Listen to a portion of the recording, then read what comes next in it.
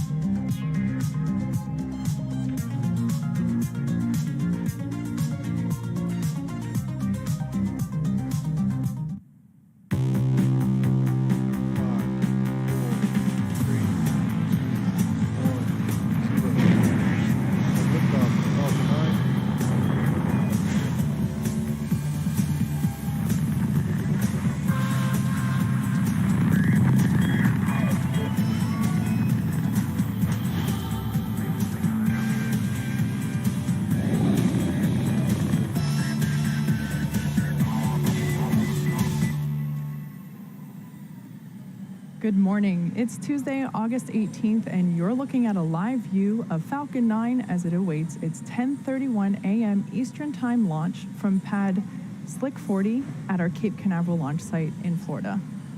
Hello from SpaceX headquarters in Hawthorne, California. My name is Kate Tice, and I'm a senior certification engineer here at SpaceX. You're watching a live webcast for our 11th Starlink mission. This morning's launch represents a couple of milestones: our 14th mission of 2020, our 90th Falcon 9 mission, and the first time for reusing a booster for the 6th time. To date, we've launched nearly 600 Starlink satellites to orbit. As a reminder, Starlink is a constellation of satellites that can provide high-speed, low-latency internet all over the globe, particularly in remote or rural areas where connectivity is limited or completely unavailable. We have 3 small-sat passengers on board today's mission for our customer Planet, the operators of the largest constellation of Earth observation satellites. You may remember we also successfully launched 3 SkySats for Planet on a Starlink mission in June earlier this year. The satellites on today's mission will enable high-resolution imaging of a single location up to 12 times a day.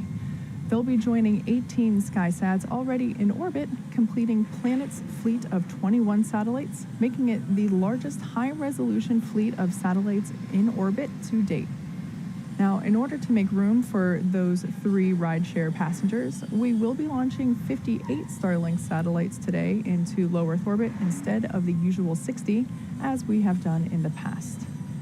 Planet's SkySats will deploy in 3 sequential maneuvers beginning at about 12.5 minutes after liftoff, and the Starlink satellites will deploy at 46 minutes after liftoff. So at this point, we're at just under 8.5 minutes until liftoff, and right now all systems are go for an on-time liftoff this morning.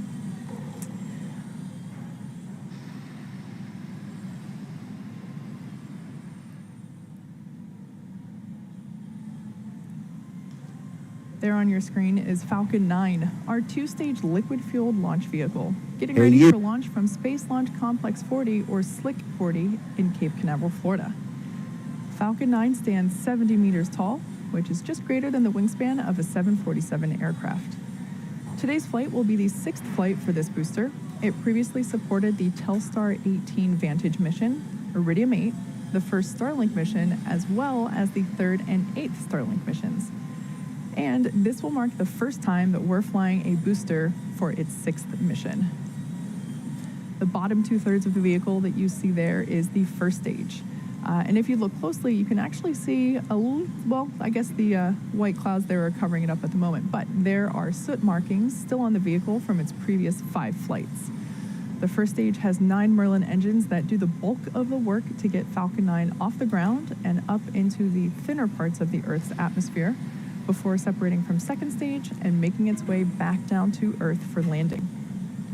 Today we will be attempting to recover this first stage for the 6th time. This time we'll be doing that on our drone ship, Of Course I Still Love You, which is currently stationed in the Atlantic Ocean. You can see it there on your screen, about 350 nautical miles northeast of our Cape Canaveral, Florida launch site. On top of the first stage is the Interstage, which is the black segment of the rocket that you see there. The reason it's black as opposed to the rest of the vehicle is because it is unpainted TPS, or thermal protective system, and that that TPS is what protects the composite material in which the Interstage is made out of. The Interstage is what connects the first stage to the second stage and protects the second stage's single Merlin vacuum, or MVAC, engine during launch. That MVAC engine ignites after the first stage separates and will propel the second stage, along with Planet's 3 SkySats and our 58 Starlink satellites, into an elliptical orbit above Earth's surface. Like I mentioned earlier, Planet's SkySats will deploy sequentially at about 12 minutes and 30 seconds after liftoff, and our Starlink satellites will deploy around T+46 minutes. Falcon 9 has been loading propellant since T-35 minutes. As a reminder, Falcon 9 uses a rocket-grade kerosene, which we call RP1, for our fuel, and super-chilled liquid oxygen, or LOX, as our oxidizer. Currently, RP1 and LOX are nearly fully loaded on both stages, and liquid oxygen will continue to be topped off right until the last minutes of the countdown. The stack of 58 Starlink satellites and 3 SkySats are safely enclosed right inside of that structure, our payload fairing, which is a 17-foot diameter structure at the top of the rocket. The fairing protects the satellites from aerothermal heating, aerodynamic loads, and contamination during the ascent phase. Once we reach the vacuum of space, we'll jettison those fairing halves while the second stage will continue on to orbit. The fairing halves that we're using today previously flew on the Starlink mission that we launched earlier this year in January. We will be attempting to recover these fairing halves today using our recovery ships, which you can see there on your screen, Ms. Chief and Ms. Tree. At approximately T plus 40 minutes, or roughly 2 minutes before landing, the recovery team will perform a poll to confirm if we're good to make a safe catch attempt. As you might imagine, weather plays a big factor into that go, no-go decision for the catch attempt, as it can impact not only the sea states for the boats, but also the fairing's altitude, position, and speed, which impact all how the fairing will fall back to Earth. As of right now, weather is looking good. We have got blue skies and just a couple of clouds there at Cape Canaveral, Florida. The vehicle, the satellites, and the weather and the range are all looking good for an on-time liftoff of 10:31 a.m. Eastern at just under 4 minutes from now.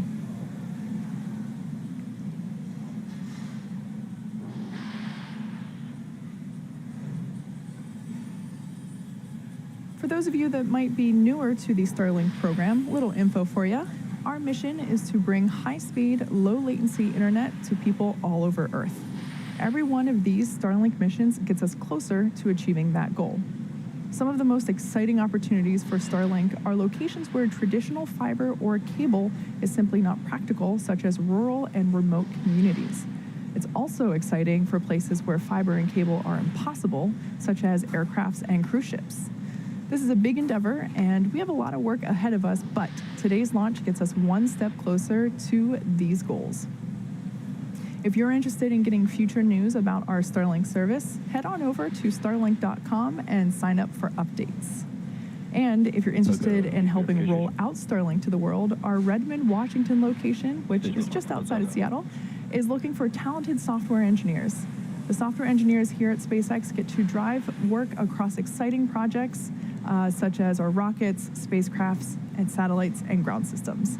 Send your resume to softwarejobs@spacex.com if you're interested in joining our team. So right now, we are just under 2.5 minutes from liftoff, and Falcon 9 is moving into the final stages of the countdown. Right now, the first and second stages are nearly fully loaded with 1 million pounds of kerosene fuel and liquid oxygen. Fuel is completely loaded. LOX on the first stage is also completely loaded, and we are continuing to top off the liquid oxygen loading on the second stage. Super chilled liquid oxygen, which, like I mentioned, we call LOX, is our propellant oxidizer, and that's what is creating those white clouds around the vehicle that you see there. This happens when liquid oxygen is exposed to ambient air, which is warmer, and causes the liquid oxygen to evaporate into gas and form those white clouds. The first stage should finish prop loading here, and actually, I just noticed that all fuel tanks and liquid oxygen tanks are now fully loaded, so complete there on the prop load.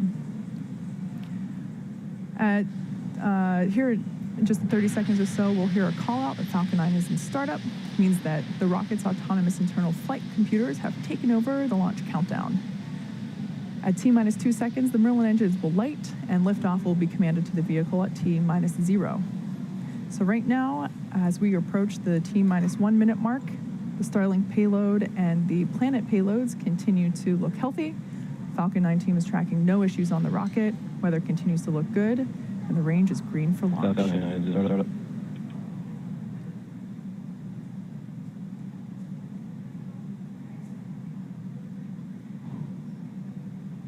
Stage 2, press flight. LDs go for launch.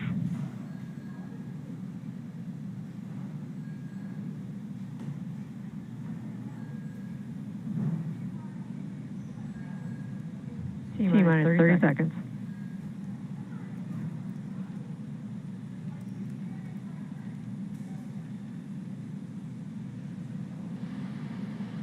Okay, so we're in the final phases of the countdown. Let's Stage watch one to as start Falcon pressures. 9 takes our T-minus 15 58 seconds. Starlink satellites and Falcon 3 9 planet is SkySats flight. into orbit. 10, 9, 8, 7, 6, 5, 4, 3, 2, 1, 0. Ignition and liftoff for the Falcon 9. Go Starlink.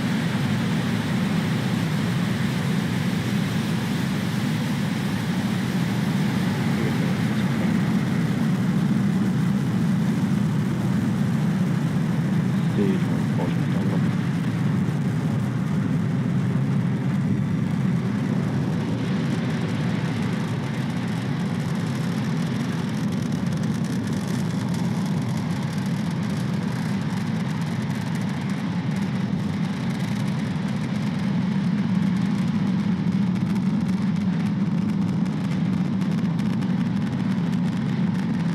A successful liftoff of Falcon 9 Power from telemetry Space nominal. Launch Complex 40 for this 11th Starlink mission.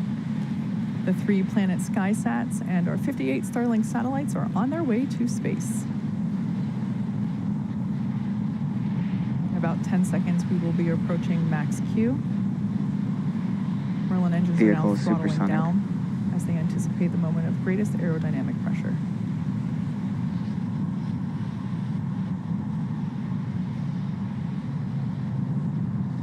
Max Q. All right, we just went through max Q, and the vehicle is now supersonic, and Merlin engines have throttled back up. So coming up in about a minute, we'll have 3 events happening back to back. First will be main engine cutoff, or MECO. This is where all 9 Merlin engines will shut off to slow the vehicle down in preparation for the second back, event, engine chill has stage started. separation.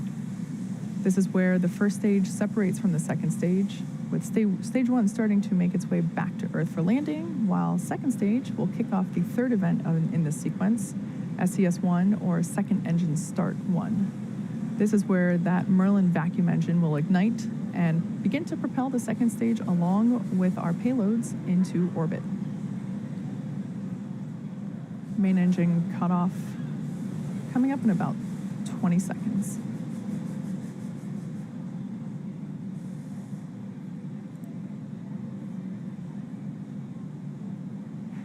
Everything continuing to look nominal for stage 1.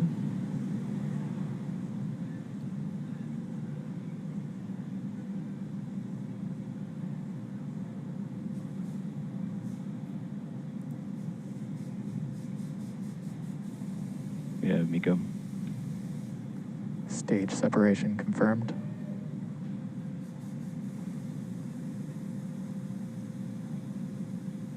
And in-back ignition.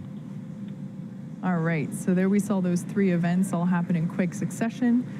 Stage 1 is now making its way back to Earth. There on the left-hand side of your screen, we can see the grid fins slowly deploying. And on the right-hand side of your screen, the Merlin vacuum engine beginning to develop that healthy orange glow as it continues its journey on to orbit. Fairing separation confirmed. We're just a few seconds away from fairing deployment.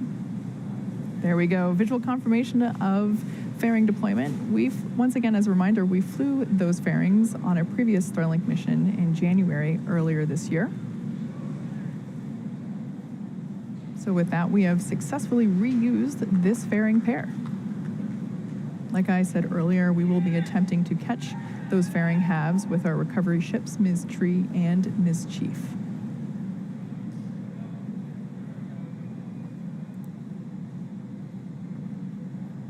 Bermuda acquisition of Everything signal. continuing nominally.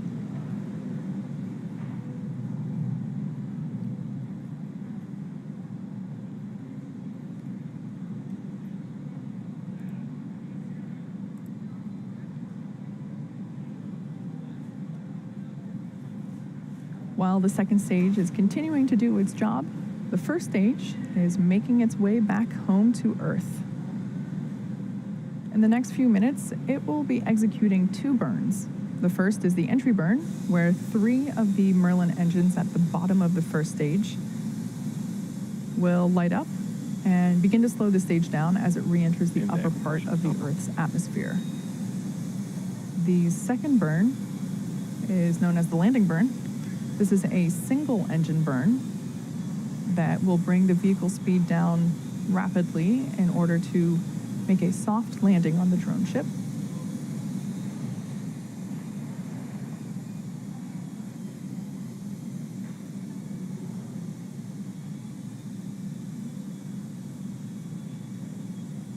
The 58 Stage two Starlink on satellites nominal that trajectory. are being carried along on the right-hand side of your screen there by the second stage will be joining our constellation of over 600 Starlink satellites that are already on orbit, which once again are designed to provide high-speed, low-latency internet to people on Earth. This is particularly important for places where good internet is hard to access, as well as places where wired or grounded internet is impossible, such as ships and airplanes. We're 1 minute away from the beginning of that entry burn. On the left-hand side of your screen, we can see stage 1 coasting using nothing but those grid fins. We see them articulate here and there as they continue to steer. And we also utilize nitrogen gas for occasional little bursts of that nitrogen gas, and we use that for attitude control, which sometimes you can catch a glimpse of as little white puffs.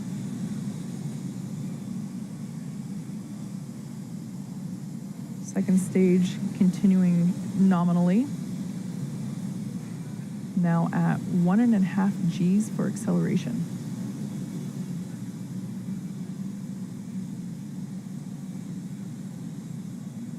And 10 seconds away now from the beginning of that entry burn. Again, this is the first of 2 burns intended to slow the vehicle's velocity Stage down 1 as it FTS is re-enters saved. the Earth's atmosphere.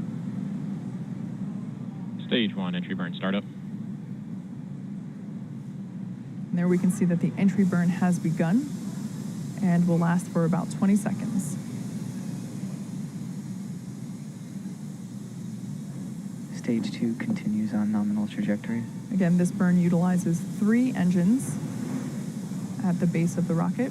And Stage there 1 we entry can burn see the shutdown. entry burn has concluded. Second stage trajectory is still looking nominal.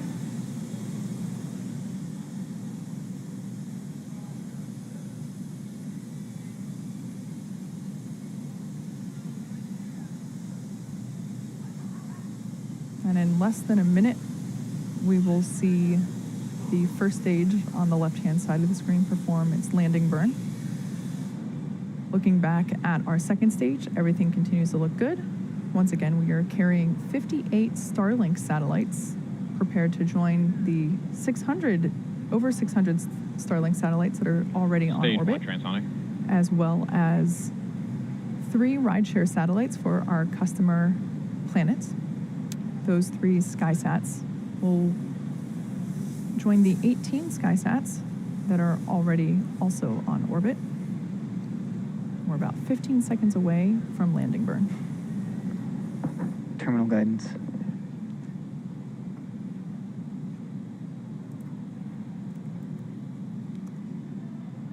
Stage 1 landing burn.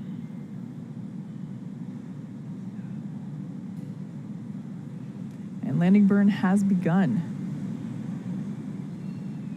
You should see the Stage plume 2 from the FTS is rocket saved. appear on the screen here. Stage in 1 a landing second. leg deploy.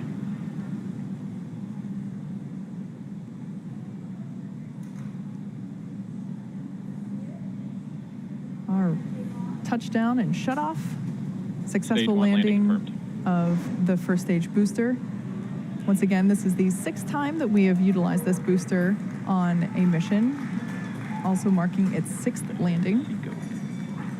This is the Of Course I Still Love You drone ship in the Atlantic Ocean.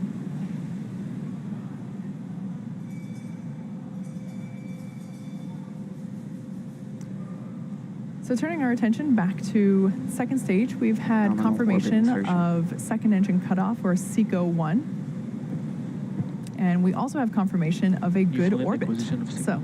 now that stage 2 is going to coast in this orbit for another 3.5 minutes, we're going to take a quick break, and we'll be back at T plus 12 minutes for the deployment of Planet's 3 SkySats.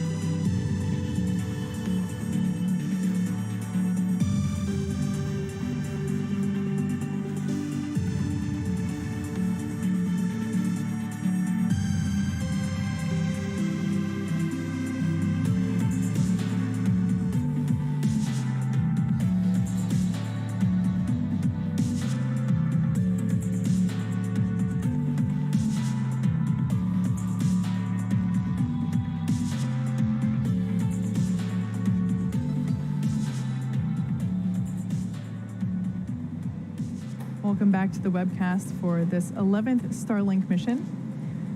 We had an on-time liftoff from Cape Canaveral, and everything is looking nominal for our second stage. As we can see on our screen there, the stack of payloads. We are carrying 58 Starlink satellites as well as 3 rideshare satellites for our customer planet. We're about 10 seconds away from the first of 3 deployments for those planet SkySats.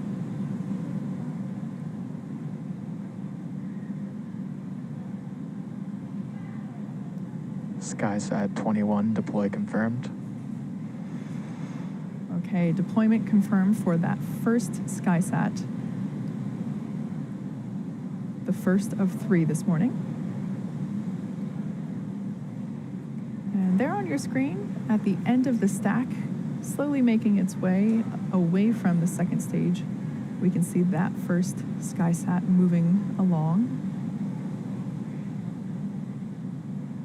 SkySat 20 deploy confirmed. And confirmation that the second SkySat has deployed. We'll see that here momentarily. There it is at the end of the stack again. And awaiting the third and final deployment for this rideshare customer.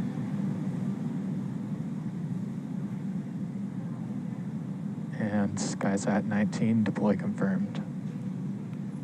And deployment confirmed for that third and final SkySat for our customer planet. These 3 SkySats will be joining 18 already on orbit, which will complete the fleet of 21 and make it the largest high-resolution fleet of satellites in orbit to date. Like I mentioned before, they'll be capable of imaging a single location up to 12 times a day. Right now, Stage 2 is going to continue to coast in this orbit for a few more minutes. During this time, it will start to spin along its central axis, which will give those Starlink satellites the momentum they require to space themselves out over time after deployment at T plus 46 minutes.